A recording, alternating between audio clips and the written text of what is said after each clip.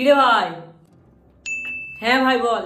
উচ্চ মাধ্যমিকে তো লেটার পেয়ে পাস করলি। হ্যাঁ ভালো পড়াশোনা করেছি তাই লেটার পেয়েছি। তা বলে কি তোর মতো নাকি? পাস তো গরু ছাগলরাও করে।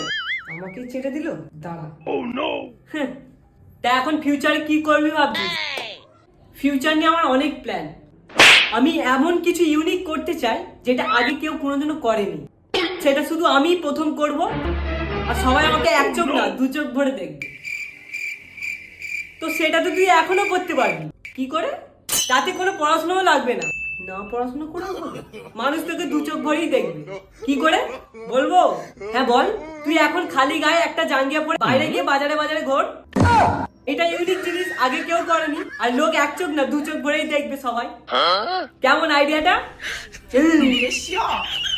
তোর সাথে না কথা বলাই আমার ভালো। সালা, আমাকে অপমান করা ব্যাক বেঞ্চার।